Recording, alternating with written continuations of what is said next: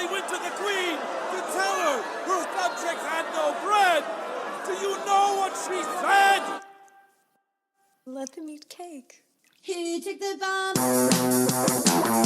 We're getting screwed, man. Every time we turn around, we're getting screwed. Oh, the revolution's going to be through podcasting for sure. That's the only way we talk.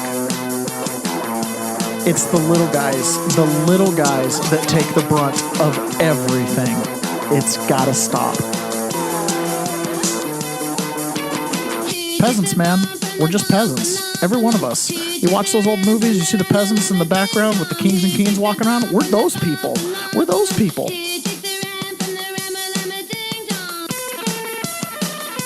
Good morning, peasants. Welcome to another episode of the Peasants Perspective. Good morning, Pony Boy.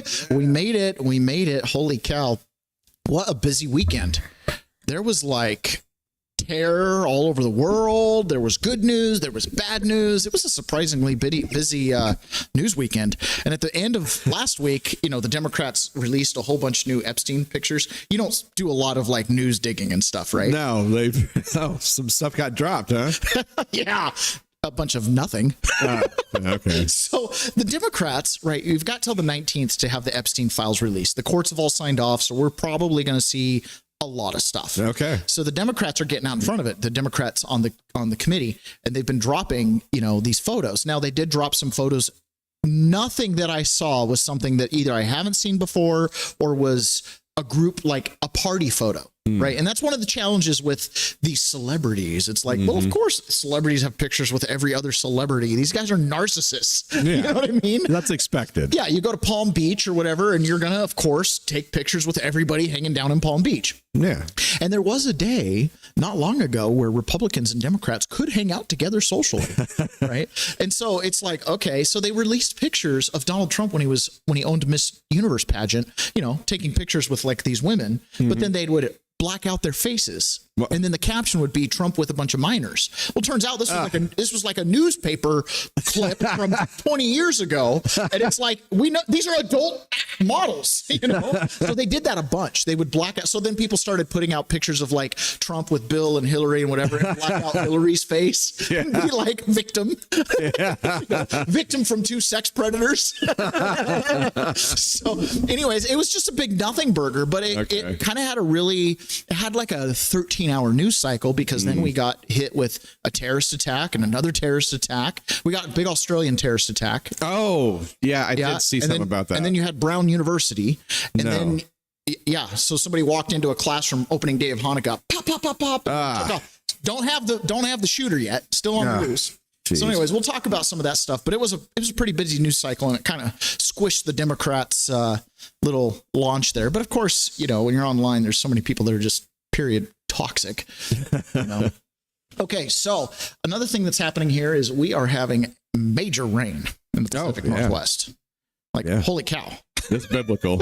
I kind of had gotten to the point where it's like, we just take the rain. Like, there's, you know, what's going to happen? Well, no, apparently it's a big deal. And if they call it an atmospheric river, you're like, okay, come on. Back when I was a kid, we called them storms, and we were fine with it. You know? It's like, I actually been saying that quite a bit. It's like, you know, there's this slow change of our vernacular and how we describe things. Atmospheric river, I'm sure that's some meteorological term that's been around forever, but that's not what you call a storm. No. It's just a storm. And then there's big storms. And then there's like, it's raining cats and dog storms. Right. It's like, but atmospheric river is clearly in the realm of climate change. What, you know, those people want to make these things a big deal. It's something that you would conjure up for a Disney film. Yeah, atmospheric river. It's like, you mean a band of clouds? So, not to make light on it, because this atmospheric river has pounded the Northwest, and it's not just Washington, it's Oregon and Montana. Montana had a bridge that collapsed and cut off access to some community. Ugh. So this is just a picture. We have two big highway interstate systems that run east to west in Washington. One of them is I-90, and one of them is Stevens Pass. Yep. And they both head over the Cascades. Well, Stevens Pass is a highway, but it's an interstate. You know, it's a big divided highway, so it drives like an interstate. It's not quite as popular as I-90, but almost. Almost. Yep. Almost. And look at this. It collapsed. It fell into the river. See this picture? Whoa. That's the highway. So it's closed indefinitely. This won't be opened up till sometime this summer. Oh, dang. Because you know that ain't going to be a quick Well, fix. I did hear that Leavenworth had canceled some of their light stuff. They canceled everything. They canceled everything. Leavenworth is closed right now. Dang it. So when you drive on Stevens Pass, and also when you drive up by 90, it's a really pretty drive because there's little waterfalls that come down off the mountain. I mean, it's just granite mountains that are cut through, right? Yeah. Well, these are raging torrents right now. I mean, what normally would be like a little trickle, these are just coming down. Anybody still wondering if nature can take care of itself? Yeah, it will repel you. Yeah, if nature doesn't want you to live there, you're not living there. One of the interesting things about it, a handful of years ago, we had that also landslide that was also caused by heavy rain. Oh, yeah. The Oso. And there was nothing humanity could do to prevent that. That was like the mountain fell down. Yeah. So this is a little aerial view. I just want to play this for you guys so you can take a look. This is Snohomish. Oh, jeez. This is Snohomish. Like, just so people know, this is farmland. this is like 45 minutes from here. You can jump right in, boop. It's just north of Seattle. It's in Everett, Dang. Snohomish County. This is the city of Snohomish. They must think Noah's around. Oh my goodness. Yeah. This is Snoqualmie Falls, what it's supposed to look like. That's a normal Snoqualmie Bill day. That's Whoa, dang. not a little. That's ripping. Whoa. That's the market bridge. Oh, lips.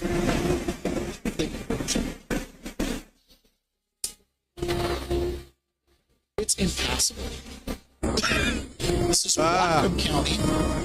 Bye-bye. Now, these are not scenes we see in Washington. This is like what I would expect, like Mississippi River, that kind of stuff. This is Oregon. Let's turn that sound off. Yeah, we are just getting... Holy smokes. That kind of debris in the river, that's what takes out bridges. Yep, knocks out there. Yeah, this is Duval. Again, Duval's King County, right? This isn't even... King County is where Seattle is, look people. At this. Just look, Duval is cut off. Like Duval is not a city that you would think would be cut off by floodwater. Wow. Okay, that's Duval. We're over here in Kitsap County, like high and dry. We're just rained out. Oh man. But that is. Whoa! Look at that. That's a log jam. Yeah. Oh, this is the Cowlitz River in Packwood. Oh, get ready for some trees to fall. Look down. at that. It's not. Oh, there goes one. Dude, those trees are 60 years old. Not anymore. It's at least been 60 years since there's been water up there.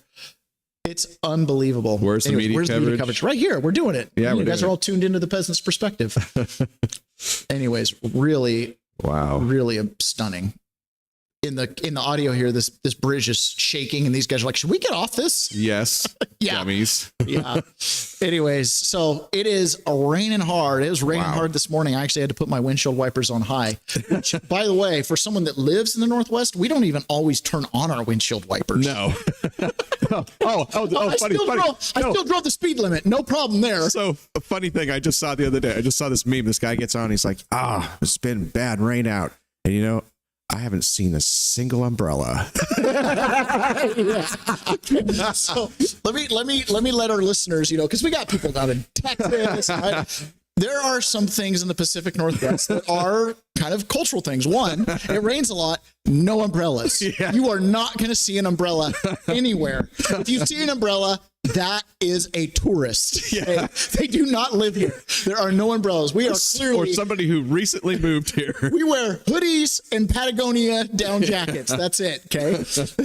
If you're white collar, it's a Patagonia down jacket. If you're blue collar, it's a cotton hoodie, okay? I just realized the other day my daughter was playing with our umbrella inside. That's the only time it's ever been opened. Never actually been used, yeah. So it's a prop. So no umbrellas. Yeah. The other thing too is we drive the speed limit no matter how hard it's raining. Okay.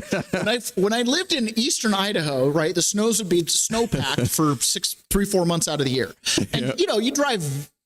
When you drive on ice all the time, you learn how to drive on ice. Yeah. So people who live there can kind of cruise down the road. So I got pretty good at driving on the snow. Yep. I grew up kind of doing that. Well, then when I moved up here, I'd never driven in torrential rain and, that you can't avoid. It's not like Florida where you can pull over and wait 45 minutes. No. It's like, no, this might be doing it all day, right? Yeah. So I remember being in the car with this guy named Paul Carrag, and he's driving at night, Bellevue, crazy rain, speeding past as if it's not raining. And I'm just like, well, now I'm that guy, right? Like hydroplaning, not a problem. So yeah, drove the speed limit this morning. It was raining hard. I'm trying to think what else. Those are probably the two big things: no umbrellas and don't slow down in the rain. In fact, I remember thinking, you know, the little turtles in the road, the reflectors. Yeah. So in Idaho, you don't have a lot of that because the snow plows pop them out. So, right. So if it's raining hard, you can't see the lanes in the road. Well, here, those reflectors, that's all you got. You can't see the road, but the reflectors will give you the. But it's also why they depress them in the asphalt here, so they don't get clipped off. So they don't get clipped off. Yeah, pretty fun. Okay, so going on with the theme of the show, as always, there's this. I got to remember. Okay, so going along with the theme of the show, the peasant's perspective, one of the things that we ask ourselves all the time is who's running this place, right? Who's really in charge? So this is a throwback to Dan Carlin when, you know, Dan Carlin's comedy was often, you know, there's one big club and you ain't in it, right? Right. Them versus us kind of thing. And we're all divided here, down here, arguing tax rates, this, side, the other, when the them, the they, the... And he was always railing on the government. And he was always railing on the government. Well, he was interviewed and asked about, you know, what's this grand conspiracy of people who are controlling the world? There's no evidence of that. And he gives a really good explanation of exactly who the cabal is, the conspirators that are controlling our lives, who they really are and where they come from. Oh, I get that's me. Okay. There is no national conspiracy to buy elections and control America. You don't need a formal conspiracy. Right. When interests converge, these people went to the same universities and please. fraternities. They're on the It's same very boards of simple. directors. They're in the same country clubs. They have like interests. They don't need to call a meeting. They know what's good for them, It's a and they're getting it. And there used to be 7 oil companies. There are now 3. It will soon be 2. The things that matter in this country have been reduced in choice. There are 2 political parties. There are a handful of insurance companies. There are about 6 or 7 information things. But if you want a bagel, there are 23 flavors because you have the illusion. You have the illusion of choice. You can have 23 flavors of bagel, but only one bagel shop, right? So that, I think that's a great explanation. You don't have to have a written down formal conspiracy. It's, look, when everybody that is in charge of this place went to Yale and Harvard and, you know, a couple schools. And you all like pie. And they all, they all like pie, and they're all gay, and they all hate America. What do you think the net result is going to be? A pie-eating gay cartel, right? John Atakis says, I was told Seattle buys more sunglasses because they never have one when they need one. I would agree with that. That's probably true. It's also is that when the sun finally does come out, everybody goes, Yes, actually, that's a thing. I've experienced that many times where it's like, oh my goodness. I remember coming out. So I spent, 4 months inside a room and no natural sunlight. I lost my tan completely.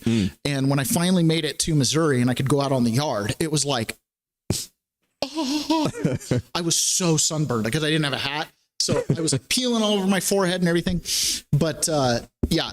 The eyes, it took probably 3 or 4 weeks for me to be able to walk outside without just being in utter pain from the sun. Okay, Charlie Kirk was also asked the same question. Who runs the world? Who runs the world? Well, the scriptures say that Satan actually runs the world. He is the prince of this world. But currently, there's an oligarchy that's really hard to pinpoint of who's actually calling the shots. And that's really what's happening in this election. Is that the presidency is no more. It's really kind of a shadow government of administrative experts that call the shots, that the president is basically just a Hollywood actor or actress that goes around, poses for pictures, produce speeches. They don't actually make any decisions. And so the form and the structure of government, as the founding fathers intended, is no more. The world. He's not. Are you going to take that, Donald Trump? What? Are you going to take that, Donald? I think he's not wrong. Our founding fathers would look at our federal government and be like, "Excuse me," they'd be like, "No, that's not what's supposed to be going on there." So he's not wrong, but it is made up, and I've said it before, 1,000 people, and they don't have to be coordinating. They have the seats of power, and they have their apparatchiks that are filling in behind them, right? Tim Pool and Jack Posobiec on their show had an interesting thing to say about our current cabal that runs Washington. And, well, I'll let them speak about every time that there's going to be some major military activity or some kind of operation, right? The Pentagon orders pizza. Have you heard this before? I have heard this. Yeah, it's like a dead giveaway. Like, something's going to happen. They're up all night ordering pizza. By the way, on the spy agencies thing, like how many times does James O'Keefe have to just like put on a pair of glasses and he fools all of these homosexuals that are running our spy agencies? It's KDR on Grinders and you know what I mean? He just hops on Grinder and they're like, hi, I'm like this whatever CIA agent. Let's go on a date. That's actually the new joke because you remember the old thing used to be the pizza monitor of the Pentagon. You could see that if the pizza places were busy around 10 p.m., you might think there's military activity. Well, now the new one is if the gay bars have low activity around like Northern Virginia, that means like there's an operation going on somewhere. They're like, wow, the gay bars are really quiet, and then suddenly it's like, kaboom, massive bombing goes off. You're like, oh my gosh, but like it's real because they'll sit there and they don't even realize it's James O'Keefe with a pair of glasses and he's doing a little bit of a voice, and he kind of does that like uptalk, lispy kind of thing, and suddenly they all fall for it. But like CIA officials, by the way, that's reality, dude. It's not Jack Carr. Those are the people running the intelligence agencies. By the way, that's not Jack Carr. Yeah, that's the painful thing. Like when the people that run this place, they kind of like hate us or they don't share our values. Now, I'm not saying every gay person doesn't share, our patriotic values and stuff like that, but they're not the majority. They're not representative of the people. Every time we show, when you find out that there's concentrations and clusters of them, we should be concerned. I keep getting surprised on this show every time we show one of these James O'Keefe clips where the person just doesn't know who he is. I just don't understand how you could not know who he is by now. Did you see the most recent one? No. It was a probably not. He worked at a school as a black guy and he's meeting with James O'Keefe. And James O'Keefe is just wearing glasses, right? And he's like, well, have you ever heard of this James O'Keefe guy? Yeah, he's horrible. And this is after he says, I hate working for white people. Justice Thomas is a coon and Kenneth Owens is a coon, and he's like going off, right? And then he's like, well, I'm James O'Keefe.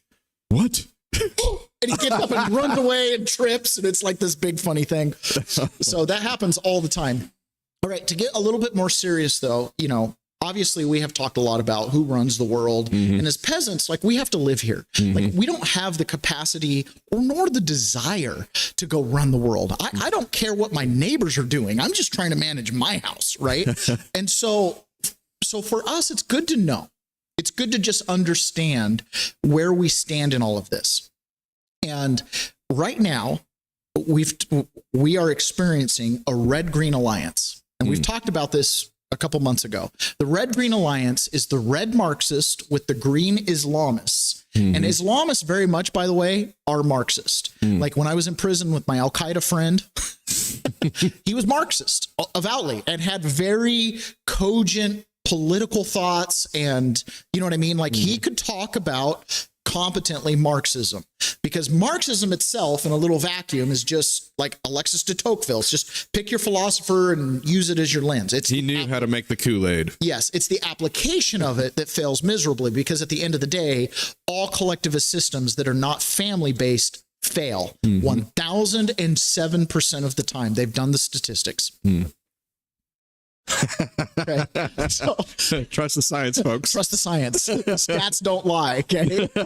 But that is something that we have to be concerned about, because as Americans, we are part of the liberal West. But liberal, we mean we believe in the individual person, that you have individual rights that are granted to you by your creator, and that upon creation we are made equal. Right. That is what the Western liberal world believes, and it defends those values, which is why it leads to democratic forms of Republican forms of government, democratic forms of government and Republican forms of government. Marxism does not lead to democratic forms of government. Socialism uses democracy as a tool to communism, right? And things like that. And Islam will use any tool they can to get a majority, at which point they will then implement Sharia law. They'll throw everything that made alliances out the window. Once they get the majority in control, then they're going to push aside their allies that they had previously. This is fact. They've done this for 1,500 years now. There's really no exception to that. So becoming aware of that. And I also want to make another clear distinction. I thought about how to articulate this best, because going forward, there's going to be a lot of opportunity for people to call you or me a bigot, a racist, or any kind of label. Here's I've already been called all that. Yeah, we've already been called all that. But here's the peasant's perspective, right? I will accept anybody on a one-on-one basis. Anybody. Right? I will not judge you on your immutable characteristics. I will not judge you on the condition of your birth. I will judge you purely on the decisions you have made that have led you to this point to where we are interacting one-on-one. Because I'm going to address the man, the woman, the person. If you come to me with a tribal label and you affiliate with a group, I have the right to judge the group. Oh, yeah. I don't have the right to judge a Muslim, but I have the right to judge Islam. Does that make sense? Each Muslim, just like I was born in a religious faith, right? But you got to take me when we're one-on-one as an individual. That's liberalism. But liberalism does not mean I can't go, hey, Islam, bad. Communism, bad. You, an individual from a communist country, let's talk. Oh, well, I'm a communist. Okay, well, now I'm going to assign the label to you because you've self-assigned it. Does that make sense? That's incredibly important for us as peasants to understand, because we are the bulwark that defends our society, our communities, our family, and our culture. And as a Western society, especially an American one, we are very accepting. We are a melting pot. We'll accept all different forms of beliefs and everything, because the idea is that we are all going to engage individually, one-on-one. That's the whole point. In the Constitution, law and equity. Equity is the interaction of men with men, right? Things should be fair. The golden rule will apply no matter what your faith is. Stepping back, if we're going to see a whole group, at least for me going forward, I have the right to judge group labels. Okay. You cannot weaponize my virtue to take you individually one-on-one against me when you come with me with a group label, right?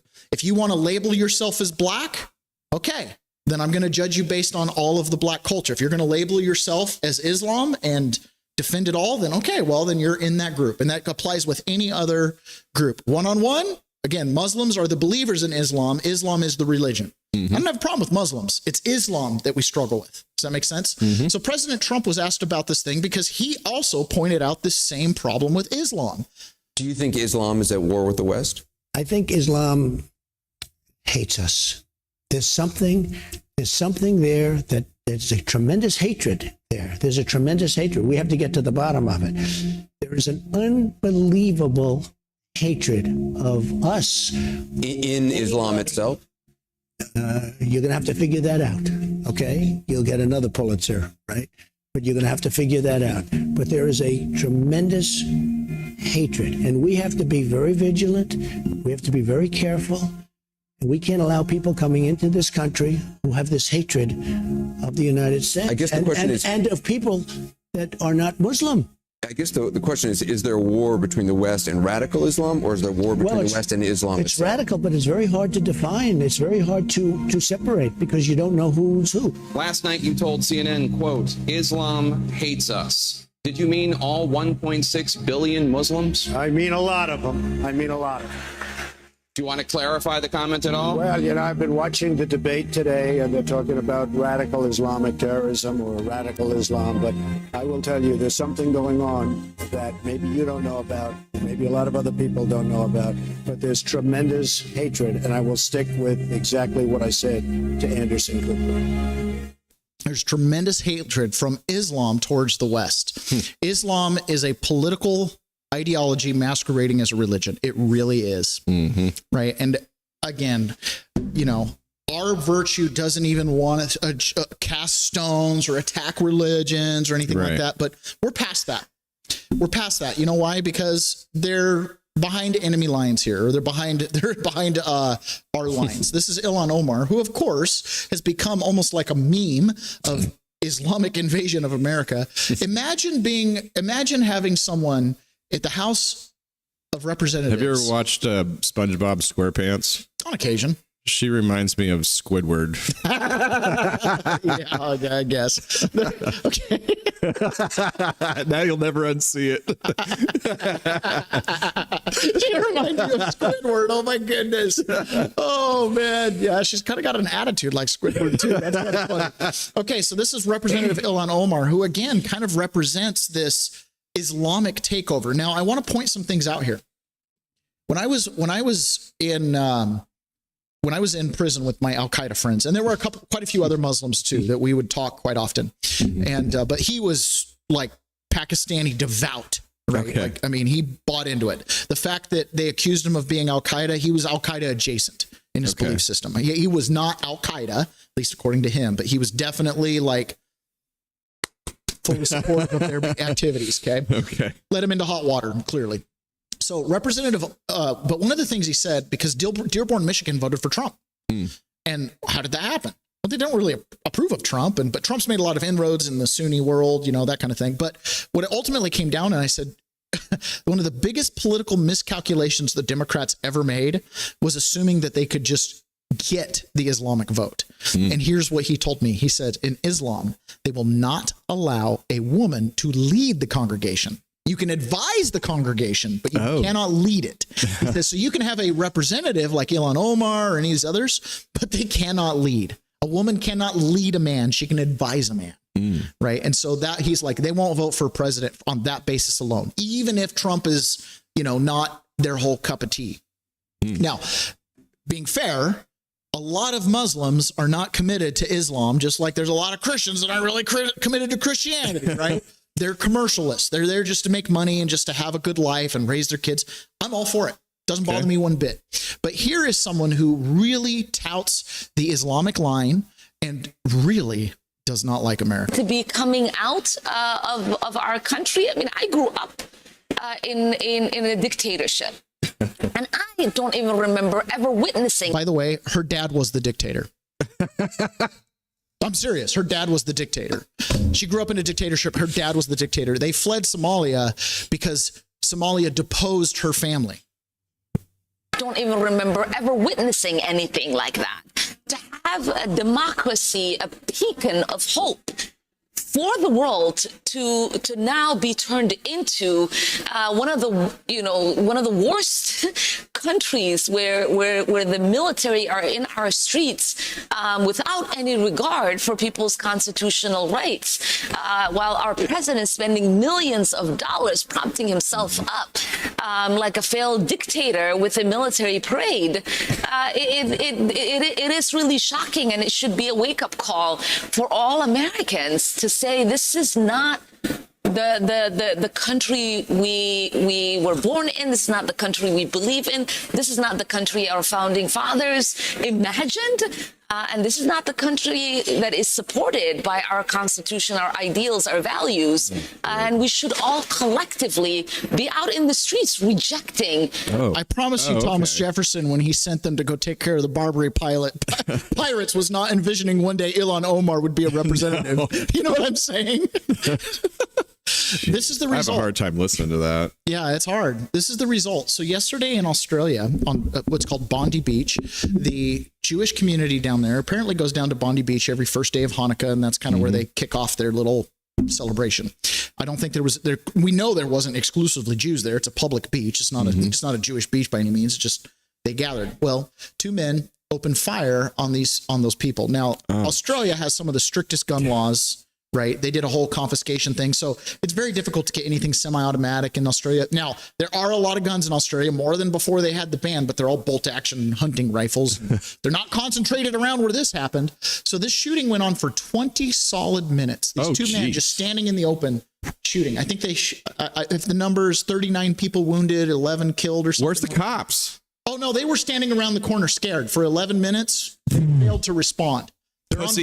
They're on video, terrified to respond, okay? Because they don't have training on how to use guns and stuff. Like, I don't know.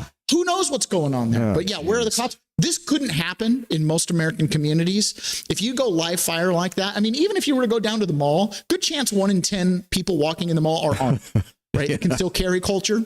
You never know who's armed around you. No. Right. So this absolutely, I don't think could go on like that there. So if you're a little squeamish, warning people, we have to show this. Okay. Because this is the end result of losing your culture, of losing your society, and allowing religious tribalism or secular tribalism to allow you to break the golden rule, to not do unto others what you don't want done to you. We're not really trying to be sensational here, but we're going to show some stuff that might be a little for about 30 seconds, it's a 24-second clip. Here you go. This is what happens after.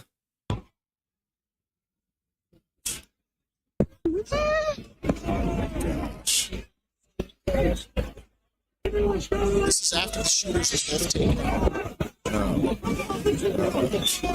This is where the peasants, you know, everybody wants to watch the shooter. Everybody wants to see the guy that disarmed the shooter and live the hero life. But this is now what these people are going to have to deal with.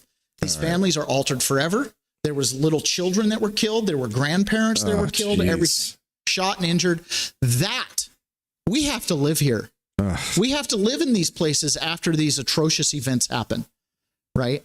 It is tragic. I don't want to show the shooter. One of the interesting things about the Australia thing is the guy's standing on this little bridge kind of up above the beach, and he's got a bolt action rifle, and he's military trained. I mean, he's like, it's a sniper rifle, right? So he's well trained. And another Muslim man who's a shopkeeper nearby runs over to him, grabs the gun, grabs it from him, turns around and shoots him. Oh, good. Yeah, but it was a Muslim man who took out this Muslim that was doing that, right? Well, so good on him. Emphasizing that's why we have to take them individually. Yeah. But if you're going to use this cloak of Islam, well, that's what Islam leads to. There's a 1,500 plus year history. Is there one nonviolent takeover when they finally take over a country?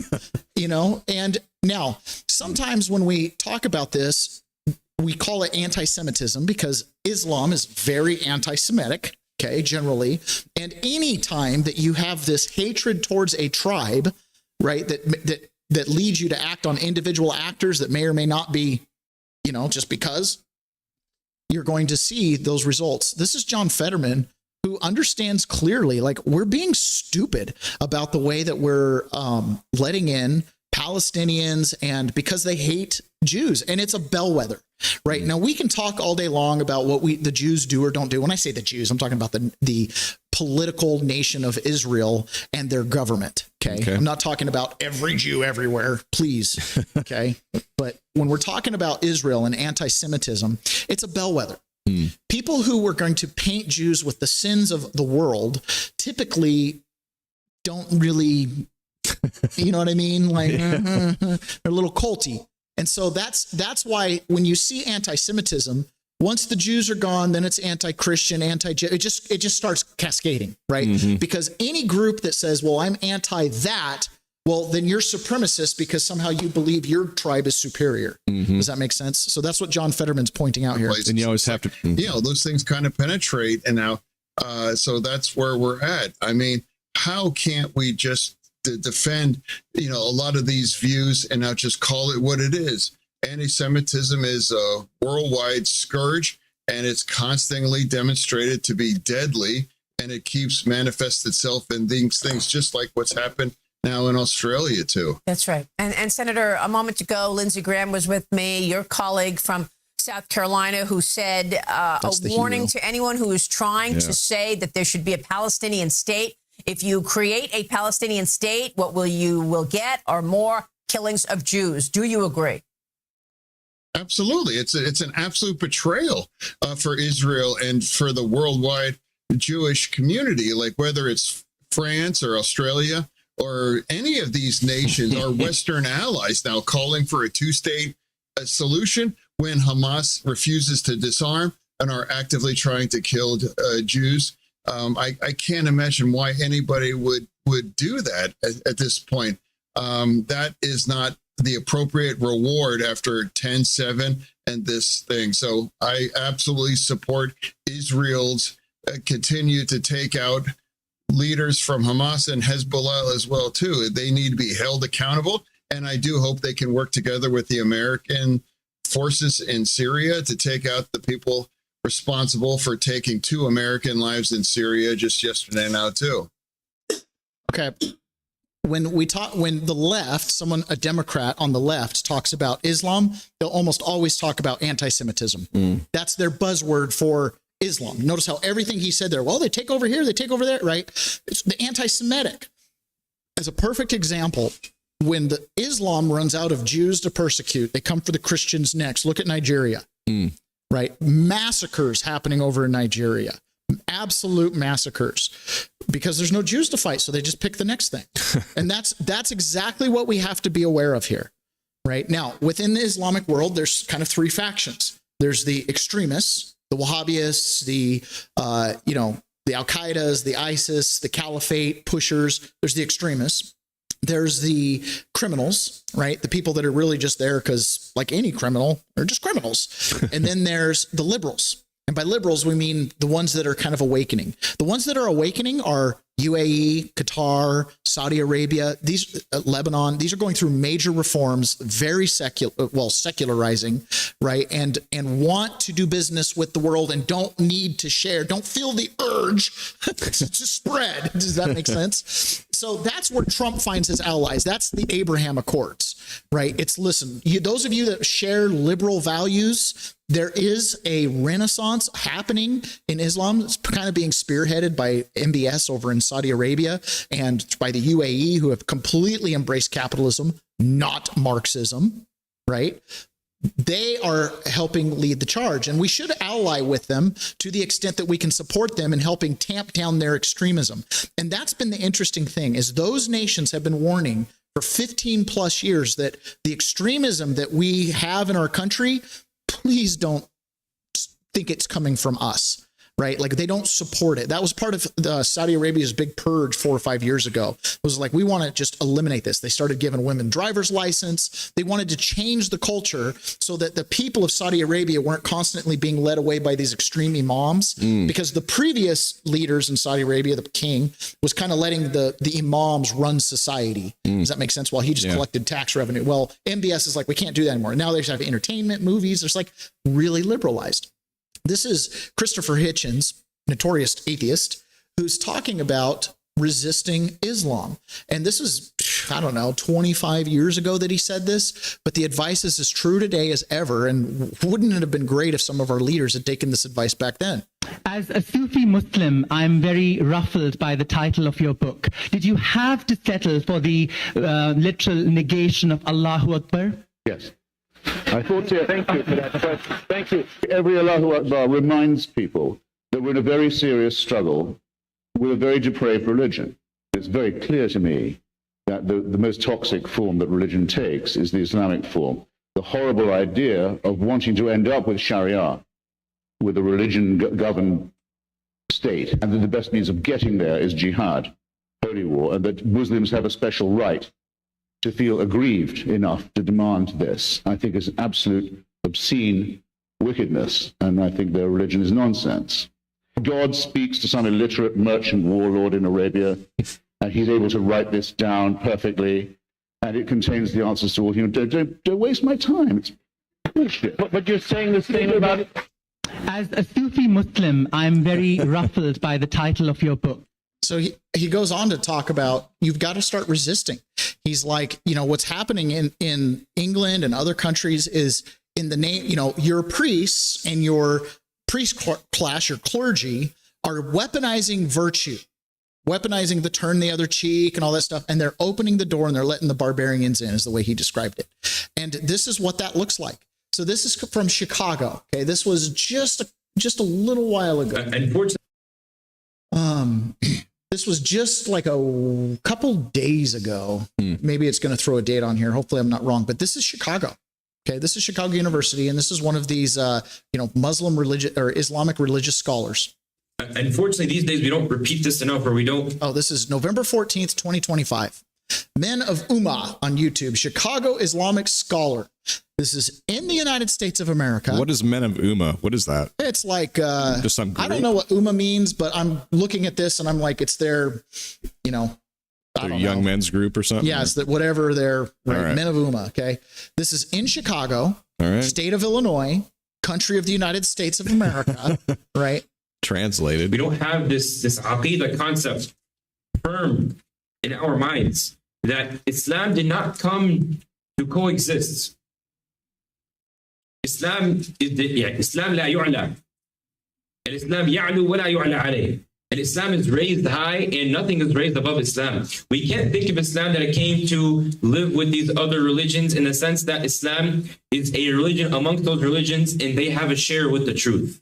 And they have a share of justice. And they have a share of, this worship of Allah, the correct worship of Allah subhanahu wa ta'ala. Islam came to correct all of that.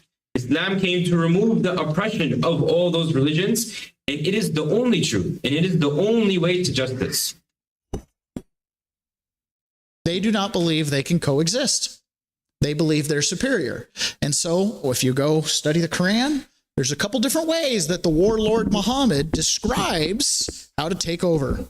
Infiltration, outright conquest, and all of those methods have been used for 1,500 years now, time and time again, right? These guys know how to play the long game. As they said in Afghanistan, you might have the bullets, but we have the time, right?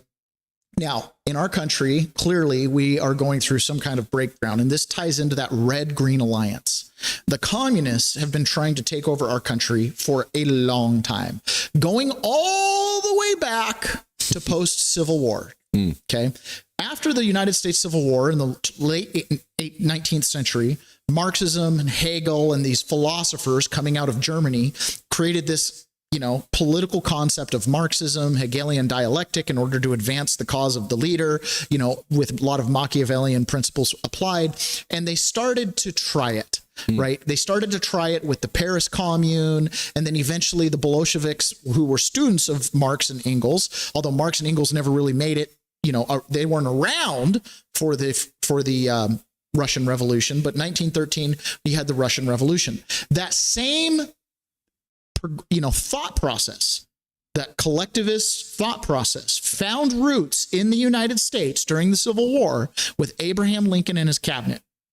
Okay. Because they were like, no, it's not a bunch of separate states. Now we're all in this together. They wanted the federal government. They wanted it all in. Now that might've served the purpose at the time, but step forward 20, 30, 40 years. And then we get the Federal Reserve.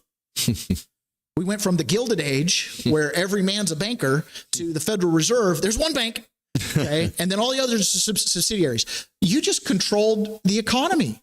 That's communist. We have one source of money.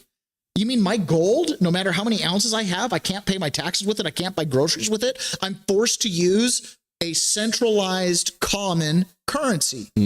That's communism. 1913. Now, keep in mind, this is the same year the Bolsheviks took over the Soviet Union. And then what did we also get? The taxation scheme to go to pay the interest on the collective debt of the United States. So now I have my individual debt, but I also have some share of your debt. You see what I'm saying? Yeah. That's communism. Now, the Soviet Union ran its course. It failed. A couple other countries tried communism. They failed. But in the United States, because of the genius of our founding fathers, it took a little bit longer to stick. So by the time you've got 1930s, Franklin D. Roosevelt, who's not a communist, but he allied with the communists, right? We fought on the communist side, Russia's side, twice. World War I, World War II. They weren't really big enemies then. They were our allies. It wasn't until post-World War II, when we took over for Britain with the Bretton Woods Agreement to enforce the trade routes and became the world reserve currency, that we really became genuine enemies with Russia. Because why? Because they were another hegemonic, or we were in a bipolar world and they were at the other end of it. Right. And so that's when we started to compete with the Cold War and some people started to recognize communism as bad. But many saw it was two communist systems. And I'm using communist, no one in America wanted to call it communism. They wanted to call it liberalism. They rebranded communism as liberalism, right? But you started to see this collectivism just advance. Well, you get to this point now, and it's really hard we're just inundated with it, right? Like, it's like, why do we have HOAs? Communists. Why do we have zoning codes? Communists. Okay. It's all there. And what's also started to happen is because of that red-green alliance, you've got the communists who really want to do away with the Constitution. And how do you do away with the Constitution? Frankly, you have to vote it away. Okay. You have to vote it away. And then you've got the green who are like, yeah, we'll come in and we'll help you build the masses to vote it away. Oh, we're good at this. The enemy of our enemy is our friend until the enemy is defeated, and then we turn on our friend. Okay, that is the pattern. Tale as old as time. So what's happened the last 4 years? Do you know how dramatic the electoral shift in America has been? Do you know how dramatic this red-green alliance was in the last 4 years? This is huge. Pay attention to these numbers. Fox News ran this graph yesterday. Non-citizen Social Security numbers issued during the Biden administration: 270,000 in 21, over 590,000 in 22, over 960,000 in 23, over 2.1 million in 24. Gee, I wonder why that escalated so much in 24. Because what are you probably more likely to legitimately be able to claim if you've got a Social Security card? Citizenship voting. By the way, that's more people. The Biden administration gave more non-citizen Social Security cards in 4 years that live in our home state of Iowa. If we just took the amount of people they gave those to in 2024, that's more people than live in Nebraska, Idaho, West Virginia, Hawaii, New Hampshire, Maine, Montana, Rhode Island, Delaware, South Dakota, North Dakota, Alaska, DC, Vermont, and Wyoming. It would be the 39th largest state in the union. Just the amount of people, non-Americans, they gave Social Security cards to last year. Wow. Oh, jeez. What are we doing? I've got no comment. It's hard, isn't it? It's like, huh? It's like hard to wrap your head around it. It's hard to wrap just the people they imported in the last 4 years would be the 39th state, bigger, the 39th largest state. Jeez. That is huge. Most states don't have more than, Idaho's like 1.5 million or something. I'd be okay with that if we called Canada America or something. Stuff them up around the Arctic Circle. We got lots of open space. We're homesteading in the Yukon. Yes. Our new Siberia. Wouldn't that be great? Now, Donald Trump was asked about election fraud this weekend. Now, we cover this election fraud thing, as closely as anybody. That's like a niche, election fraud investigator. But Donald Trump's he's going to address kind of some of the evidence of election fraud. This is all election fraud. Everything from the Dominion voting machines to the Tren de Agua takeover of America to the open borders. This is all election fraud. This was all designed to vote out the Constitution, to change the electoral landscape in the United States of America. 100%, right? It wasn't one nefarious person, although I'm sure there are a few key players that had oversized. This wasn't a grand design by Joe Biden. It wasn't a grand design by Joe Biden, exactly. Who knows if Joe Biden knew about the little server room in Serbia that was flipping votes, right? They probably really thought they had it.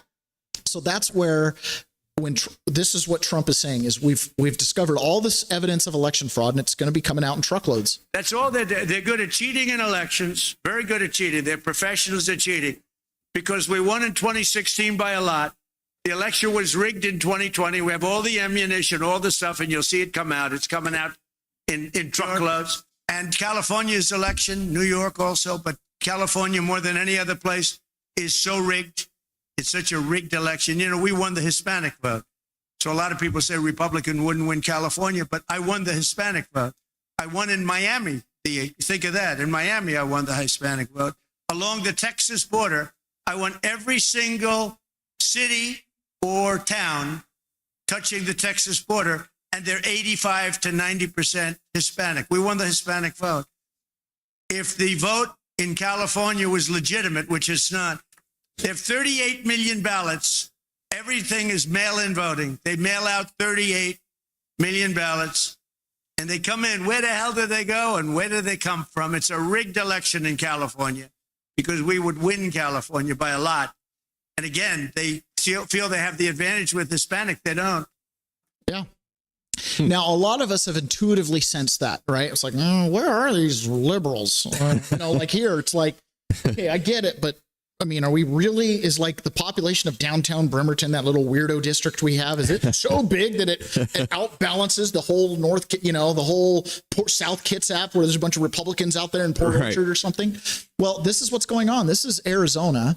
And now, again, the 2020 litigation has not stopped. Now that Harmeet Dillon's on the job, she's suing like a bunch of states, including Washington, for voter rolls. They've got evidence in Michigan. This scenario right here repeated itself in all the swing states in 2020. Okay. Now we know for a fact. Listen to this.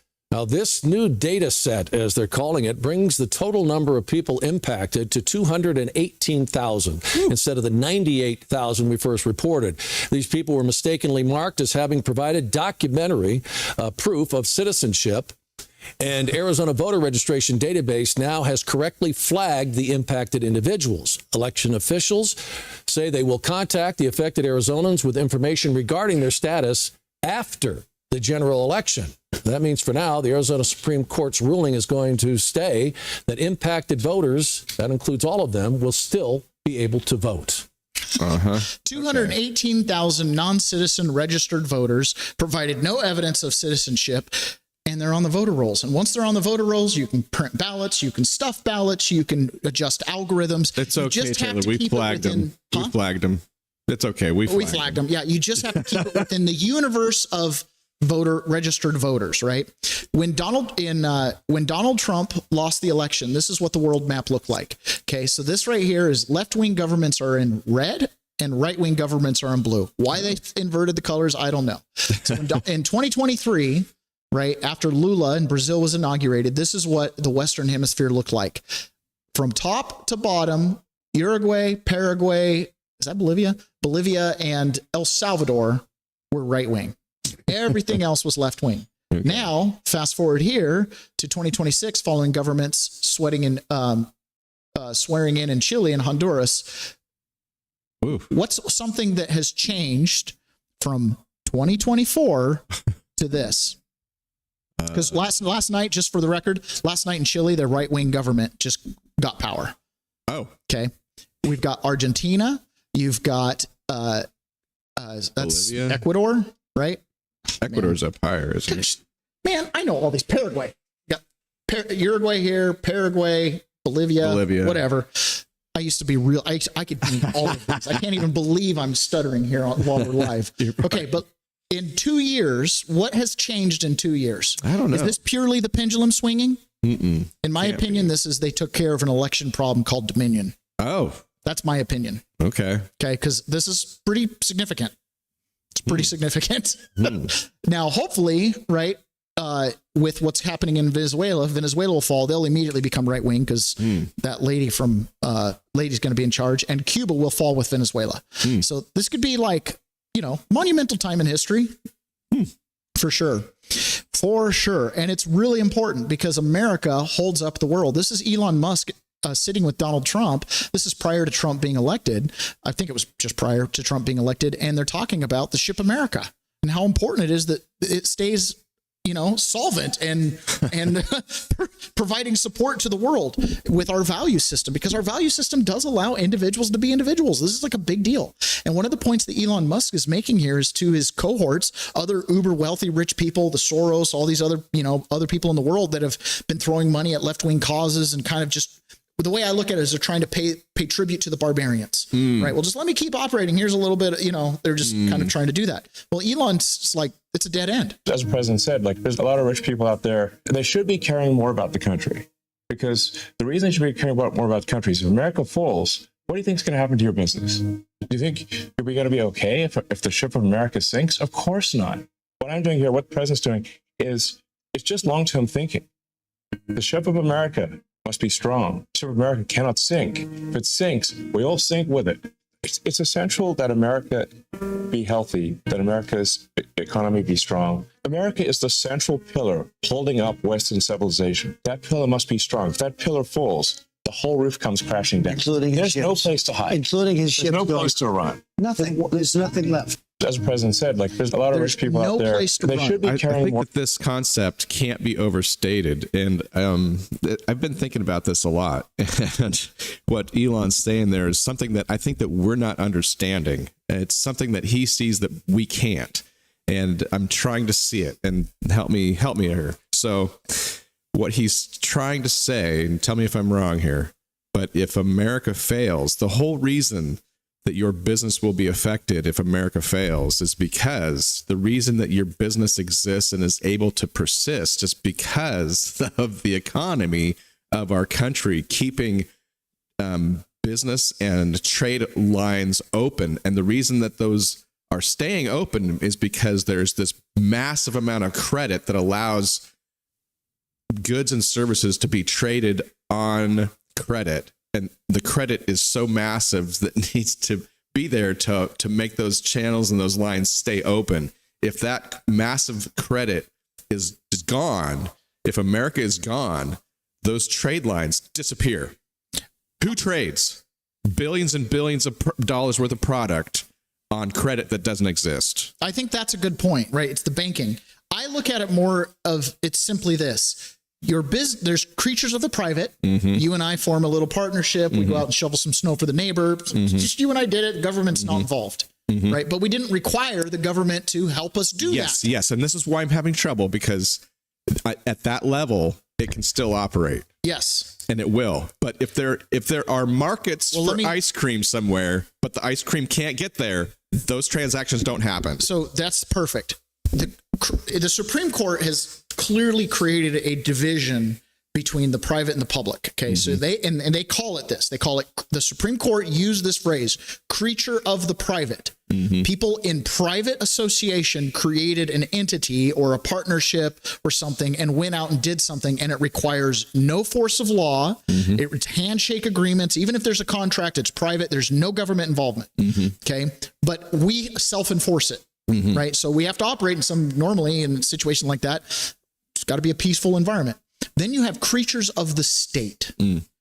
All of your corporations are incorporated by the state. They're your idea, but the government, gives you the LLC, S Corp, C Corp, all these things, public corporations. The government guarantees their right to exist. They exist at the will of the government. And the government has an entire naval fleet to make sure that your goods and services and your contracts are executed. They have an entire court system when contracts are not executed properly that you can compel performance through a court system. Rules-based order, law and order, right? So when Elon's saying there, it's like, look, if America falls, all of a sudden you can't do transactions. Do you think that Lula down in Brazil, the socialist communist, cares about your little private business? Not one iota. As far as those guys concerned, it is the state. Right? So what Elon's saying there is, hey, Jeff Bezos, it's all nice, but because the state owns your property, if America falls and it becomes, America with the K, like the communists wanted to spell it, right? Your whole business is no longer yours. It's now a product of the state. Go look at what they did in Russia. Oh, you've had this factory in your family for 50 years? That's amazing. Great. Bye. Thank you. See ya. I remember when I was in Bremerton and I popped into a gas line that I was digging through and, had to shut down the neighborhood and the gas company had to come out. So I spent a lot of time just sitting on my trailer waiting for all the emergency response vehicles, right? And the neighbor comes out to talk to me. Guy's like 95 years old, looks like he's 65. Okay. But he comes out and he's got a little bit of an accent. And he's like, yeah, I came here after World War II from Germany. I was like, oh, interesting. He's like, yeah, my dad was a factory. He owned a mine in Germany. Okay. And he said, my dad was, we were a wealthy family, all this kind of stuff. And then he goes, and then the fascists got in charge and they took over the factory. And they were like, oh, well, you can still own it and run it and do all the work of running it. But he got the same salary as a factory worker and was forced at the barrel of a gun to continue to run the factory for essentially no wages. And then, of course, what happens to all of his private property? It all gets redistributed. And by the end, right, like 1942, he said, before Germany ended the war, his extremely wealthy family, in the name of the state, right, had been basically decimated. And which is what caused him to immigrate later. And he was just like, yeah, they just take it from you. You can spend generations building something, and the moment 50% plus one want to take it, it's over. Right? Which is why we want a Republican form of government, by the way. But remember that mindset, this mindset of taking over, of saying that the existing system is wrong, right? Here we have been talking about Islam and the danger Islam faces to our community. But we have to remember this red-green alliance. So this is Fiona Hill. Fiona Hill worked at the Brookings Institute. Fiona Hill is deeply involved in the Russiagate scandal. She testified at Donald Trump's impeachment hearing. She's the one who said, Donald Trump can name his son Baron, but he is not a king and can grant no title of nobility and blah, one of these people. But some people take her kind of seriously. Clearly, she has some influence. She thinks that conservatives hate you and want to kill you. Talk broad themes. You have to boil it down to nuts and bolts, and you have to be pithy. What do I mean by pithy? How about this? Republicans want to kill your kids. It's actually true. If you're going to oppose vaccinations, if you're going to stop breakthrough medical research, if you're going to allow minors and all sorts of people to get semi-automatic weapons, which they use to shoot up schools, well, then you are responsible for kids' health and death, unfortunately. It has to be that simple and that direct, and it has to be over and over and over again. Okay, well, let's take her advice and be pithy. You want to kill my kids because you're opening the door to Islam in the West. You want to kill my kids because you're trying to weaponize my virtue, that I'll turn the other cheek and I'll be accepting and non-judgmental, to overrule our electoral process and flood us with people who don't share our values or any sense of private property around here because they're not invested. You're trying to kill us, Fiona. Let's be pithy about it. Okay. Here's Jasmine Crockett. Again, let's be pithy about it. Jasmine Crockett is like, hey, you know why Americans are so upset about illegal immigration? You want to know why, Ron? I do. It's because she wants you and I, white America, conservative America, to understand the role of immigrants in our society. This is stunning. So I had to go around the country and educate people about what immigrants do for this country, or the fact that we are a country of immigrants. Right. The fact is, ain't none of y'all trying to go and farm right now.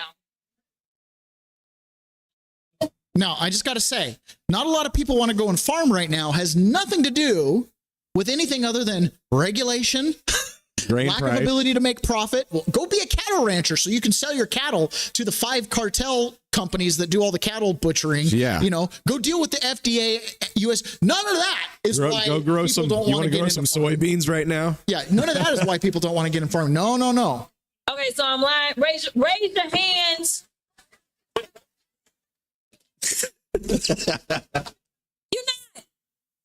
You're not.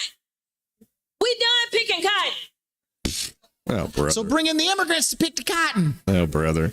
We are. You can't pay us enough to find a plantation.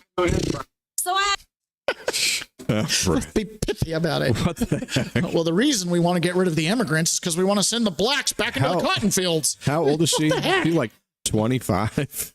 Huh? How old is she? She's my age. Really? Yeah. Wow.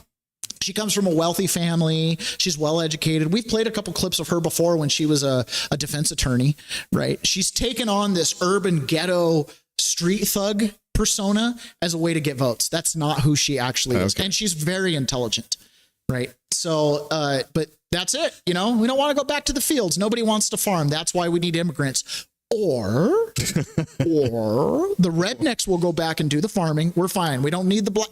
I'm being so racist. We don't need the blacks anymore. We have combines. Okay. Right. So we're good now. We did that a long time ago. Yeah, we figured that out. We figured out how to get it done without you. Okay? Now, my family were cotton pickers. My grandfather was raised on an Arkansas farm as a sharecropper. Okay. So, hey, Civil War happens. Reconstruction in the South, and pretty much everybody who was poor ended up as a sharecropper. So my grandfather had a 3rd grade education, was a sharecropper, ended up getting drafted into the Korean War, eventually made his way out to the Oregon coast where I'm from, right?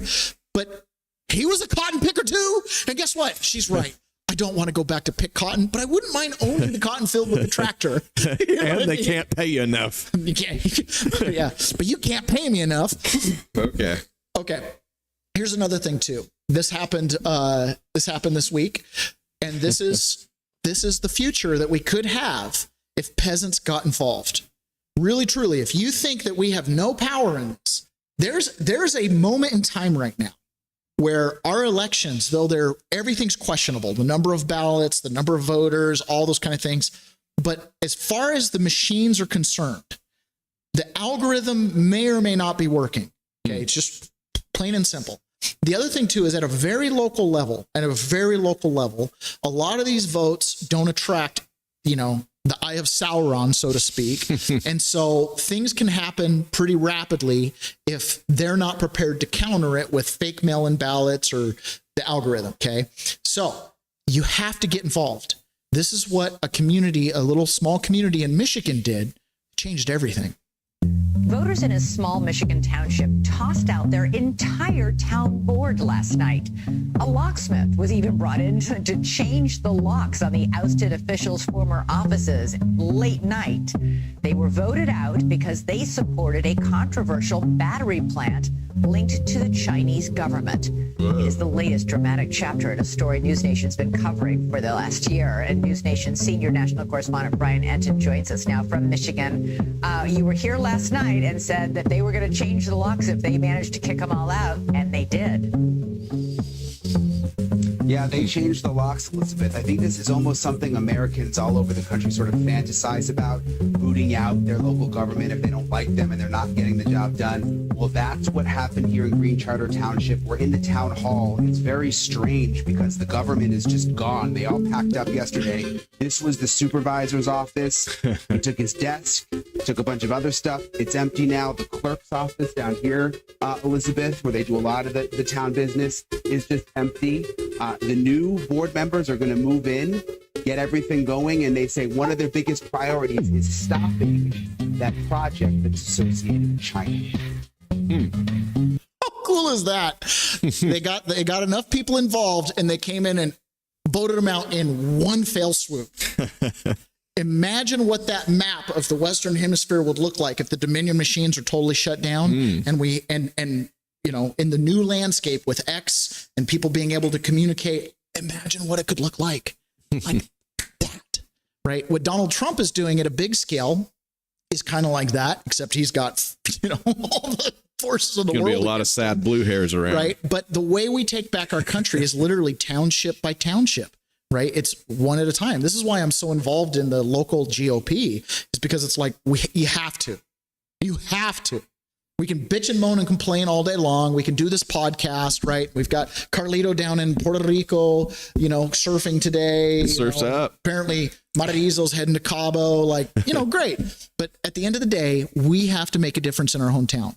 If you make a difference in your life, in your family's life, your community's life, it can just extend outward. That was the vision of the founding fathers. Now, these things, that whole county was voted out because they were approving a Chinese battery plant. Bad for the neighborhood, good for someone who probably got slipped a couple bucks. Mm-hmm. Can we just be honest about that? Mm-hmm. Right? I mean, whether they can prove it or not, but likely there was some kind of insider stuff there. And this happens all the time. Remember, our economy is not a free market. Despite what people like Rand Paul claim or anybody claim, it is not a free market.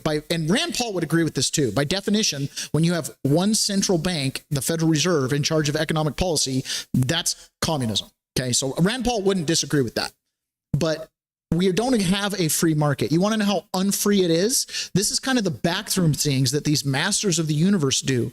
Even something as simple as Pepsi and Walmart. So this morning I drove around and checked the price of a 12-pack of Pepsi at 3 different places. At an independent grocery store in Columbus, Ohio, it was $11.99. At the Kroger by my house, it was $10.99. And then at the closest Walmart, it was $7.28. You're doing real journalism out there. You're out there tracking down the prices. I love that. ILSR just successfully sued to unseal the FTC's 2024 complaint about PepsiCo's alleged price discrimination with Walmart. what does the complaint tell us about the story of 3 different prices for Pepsi?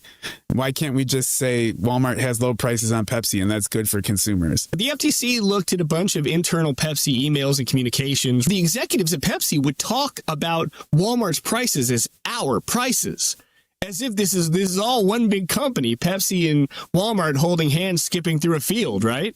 But Pepsi became this retail price cop, where it kept an eye on the price of Pepsi products at every other retailer other than Walmart. Big rivals like Target, small mom and pop shops, regional chains, everywhere it could keep an eye on it, it did. And where it found that Pepsi prices in those other stores were getting low enough to really compete with Walmart, with all of the discounts and all of the other things that it was giving Walmart, it took action against those other stores. What does that look like? It reduced their deals. It reduced the discounts they were giving these other retailers. It even increased their wholesale prices, started to kind of ratchet it up more and more every year, so that the price of Pepsi products at every other store that wasn't a Walmart were artificially higher for the consumer than they would have been if there was actual competition between Walmart and these stores. These stores wanted to push the prices down, but Pepsi simply wouldn't let them by charging them more. That's how this conspiracy unfolded. And that's why enforcing the Robinson-Patman Act is not just good for competition, it's good for consumers, because it actually creates the environment, the competitive environment that leads to low food prices. And that's what we're after. Can you believe that? Wow. We live on a free market. Walmart is the example of free market. No, Walmart is an example of a conspiracy to defraud the consumer. Now, do we get cheaper goods? Yes. But pretty soon you have one store to shop at. Yeah. I remember as a kid how unique Walmart was. Mm-hmm. You had JCPenney clothing. You had Sears, some clothing and some shoes and, some clothing and some appliances. You had Target, mostly clothing, like a convenience store otherwise, as far as food stuffs are concerned. And then Walmart came along and they had groceries and clothing and toys and a pharmacy. It was a one-stop shop. It was great. And it really helped rural America, right? Well, there were different kinds of Walmarts. There was regular Walmart, and then there were super Walmarts that had the supermarkets in them. Which now they're pretty much all. They're pretty much all the same now. So, but that was like kind of unique because it used to be you'd have to, go to different stores. Well, one Walmart could knock out all the different competition. And now Walmart's they're knocking out Target. And what other things are there? It's not just they already knocked out Kmart. Yeah, and Mart.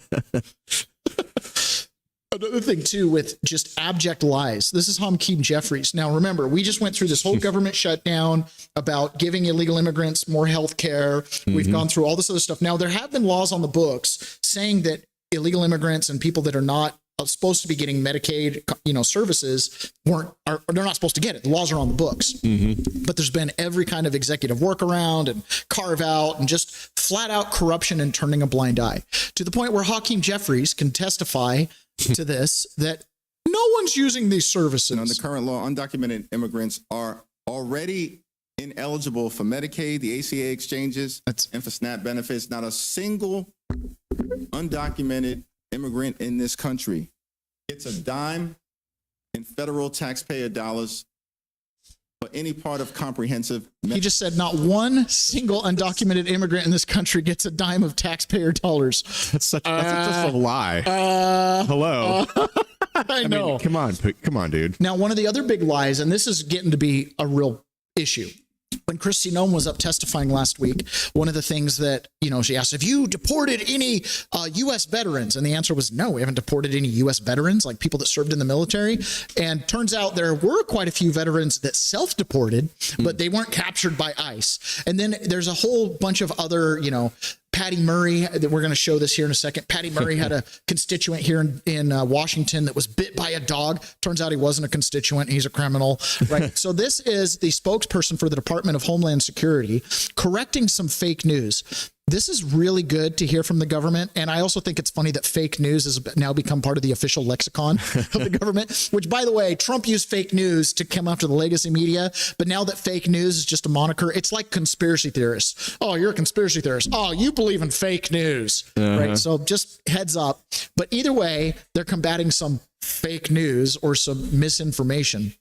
Hi, I'm Lauren Biss, Deputy Assistant Secretary of the Department of Homeland Security. I'm here to set the record straight on another round of fake news stories. First, the Salt Lake Tribune claimed a Utah soccer coach was doing everything right to get legal status, but ICE arrested him anyway. Here are the facts. This quote-unquote soccer coach has a criminal history, including sodomy of a child and sexual abuse of a child. This child predator illegally overstayed his visa and remained in our country. He has been placed in removal proceedings. Under Secretary Noem, if you break the law, you will face the consequences. Next, the media peddled a sob story that ICE was targeting an undergraduate student. The truth is, we were targeting a registered sex offender with a previous arrest for driving while intoxicated. A university administrator and campus security attempted to obstruct this arrest. Our officers told the school administrator and campus security that we had a warrant for this illegal alien's arrest. The school administrator told ICE officers they were violating university policy. Our officers informed them that federal law supersedes any university policy. And that if campus security would not stop blocking. One of the things Kristi Noem had to tell Harvard was, you exist because of us. Yeah. So our rule is superior to your policy. Your policy is written on our letterhead. Yeah. Right? Like, you're a creature of the state. You can take nothing but government money. The law enforcement vehicle from exiting, they would be obstructing justice. The school administrator ordered campus security to stand in front of the vehicle. Our officers followed their training to use the minimum amount of force necessary to clear the area and successfully arrested the sexual predator. Finally, Senator Patty Murray put out a tweet claiming an ICE attack dog, quote unquote, mauled her constituent, even though he was, quote unquote, not resisting arrest or trying to flee, and that he had no criminal record. Here's the real story. Border Patrol officers were targeting a criminal illegal alien with prior arrest for possessing a loaded firearm. He resisted arrest and attempted to flee. Officers followed their training, and a designated patrol canine was deployed to safely stop him after he continued to evade and refuse to follow law enforcement commands. Once in custody, the criminal illegal alien received immediate medical attention, has a standard procedure, and is now in removal proceedings. Running from law enforcement and resisting arrest is dangerous. DHS remains unapologetic in its mission to protect American communities by arresting and removing the worst of the worst. Tune in next week where we debunk more hoaxes and fake news stories. Now, there's that case of Abrego Garcia, the Maryland dad. He's got a final order that he can't be deported. Human trafficker, wife beater. Guy's got a rap sheet, right? Caught on body camera trafficking, illegally trafficking people in the United States. He's Maryland dad. Well, because of all the political stuff, the courts have now decided to allow him to stay. This is an American green card, or not American green card holder. This is an immigrant who has a green card, who's a law-abiding citizen. Here he is standing in front of a back the blue flag, and he's got some advice for his other immigrant friends. So if you are a naturalized citizen like myself, or a green card holder, but you don't have a job, you don't do anything, you become a welfare drama queen or a broke ass bum, your citizenship and immigrant status needs to be revoked, and you need to be sent back. Okay. Of course, if you're illegal aliens, you need to get the fuck out of here. Yeah. You need to be sent back. And I am calling for Secretary Kristi Noem to look at Ilhan Omar's fake marriage certificate. So she fucking like married to her brother in order to stay in the United States. That's bullshit. I'm also begging the IRS to look into Ilhan Omar's $30 million. She got, how the fuck she got $30 million? What kind of skills has she got? What did she do? Besides being like a Somali representative. Yeah. It's cool, y'all. God bless it. It's cold, y'all. I got to go back inside. I like this dude. Yeah, seriously. All right. I want to touch on a couple things. Carlito says, I miss the days of the blue light special at Kmart. I know, right? Well, I read that and I wanted to type something. I was like, you know what? I hated Walmart or Kmart when I was a kid because, and it wasn't because of the clothes I was getting or the shoes, the Pro Wings. Pro Wings go, Pro Wings. I hated it because we would go there and they had an icy machine and we would never get ices. I wanted icy so bad. That's a parental problem. No, that's called we were broke. That's what I'm okay. We were just broke. Because the disappointment level. Yeah. So yesterday there was a shooting at Brown University and or a day before. It's extremely tragic. It's in Rhode Island. Allegedly the man shouted Allah Akbar as he opened fire. It was, wonderful. Yeah, it was really sad. Well, the shooter ran away. Allegedly, there's like 800 cameras around. They have one picture of him turning a corner, and all you see is his back. You cannot identify him. Come on. Okay. This is... It is. It defies belief. Now, it could be that they haven't released things to the public and they're chasing down leads, but their leads led them to a man from Wisconsin who's an American citizen. He is a Muslim, but he served in the United States military. He was actually on a very prestigious honor guard that would do stuff for fallen soldiers, never deployed, never went overseas or fought or anything like that, and then was enrolled at Brown University getting education. So you're kind of looking at no criminal record, it's like, is this another one of these, deep Islamic radicalization situations? Well, they arrested him, took him into, a couple things. First of all, President Trump put out a tweet, blah, blah, blah. They have the shooter in custody. And then, 30 minutes later, they don't have the shooter in custody. Oh. Like whoever said that he did, whoever briefed President Trump saying they had the shooter in custody was totally wrong. Like 100%. So Trump said they don't have the shooter in custody. So then a couple hours later, they got the shooter in custody. They went to this guy, arrested him, found him with a gun, found him with this, and his name got leaked. So, people are deep diving into his background, finding out every person he ever dated, every place he's ever been, open source stuff, digging through his commercial history, because you can buy people's cell phone data. And it's like, just destroy this guy's life. Right? You'd never be able to Google his name again without finding alleged terrorist, right? So this is the shooter or this is not the shooter? Well, I want to share the state of Rhode Island, what this investigation looks like, where we are today, where I anticipate it moving forward. So last night, I wish you could have been with me in the command post where there were literally dozens of Providence police officers working to develop leads in this very difficult case. Difficult, obviously, because of the tragedy that occurred on the campus, but also difficult in terms of developing evidence. That work continues, and it will continue tomorrow. Our prosecutors were there. 6 in total. Our victim services folks were at the hospital. But this is what these investigations look like. I've been around long enough to know that sometimes you head in one direction and then you have to regroup and go in another. And that's exactly what has happened over the last 24 hours or so. Collectively, the team developed leads in a number of areas. One was chased to ground.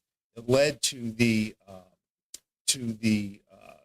us detaining a person of interest. So those words and how we choose those words when we're talking about an investigation matter. And what it means here is that certainly there was some degree of evidence that pointed to this individual, but that evidence needed to be corroborated and confirmed. And over the last 24 hours, leading into just very, very recently, that evidence now points in a different direction. So what that means is that this person of interest needs to be and should be released. I think what is really unfortunate that this person's name was leaked to the public. It's hard to put that back in the bottle, okay? So we're going to proceed very carefully here. There is too much at stake for the victims of this horrific crime and their families to take chances with respect to this investigation. What I anticipate seeing going forward is that our team of prosecutors will be working with the Providence Police Department as the principal leads in this investigation. We will have our resources amplified by the state police, by the FBI, by the ATF, by the DEA, by the Marshal Service, and others as we develop leads and reach and reach and move towards justice in this case. But this could happen very quickly, but it could take some time. So after the shooting, they had a shelter-in-place order that remained until they took this person in custody. And then they lifted the shelter-in-place order.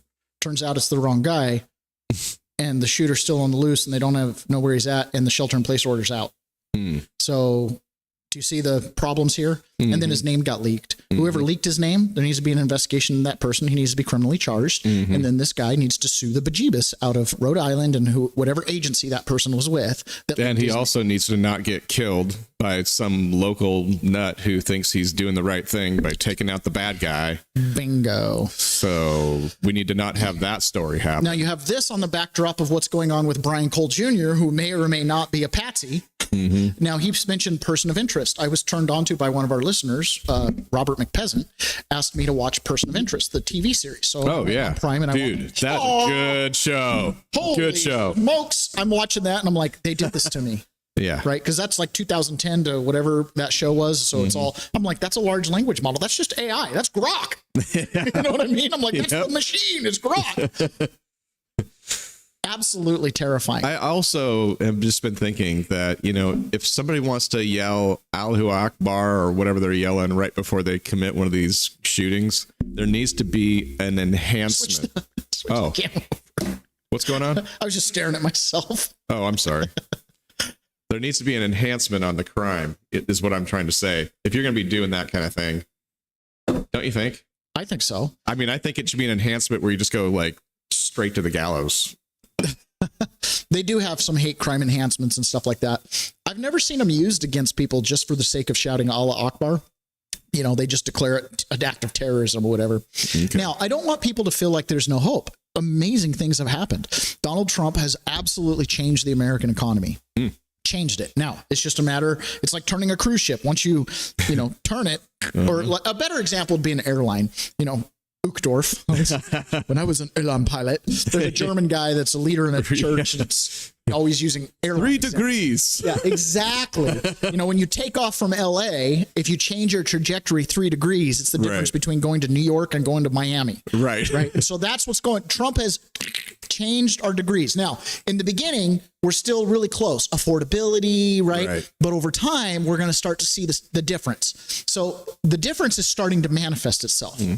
10, 11 months into Trump's presidency, the difference is starting to manifest. On Face the Nation this week, Kevin Hassett revealed we've made a lot of progress. Evidence is mixed, but the point is that we've got deficit going way down. So right now it's looking like the deficit for this year will be $600 billion lower than it was last year.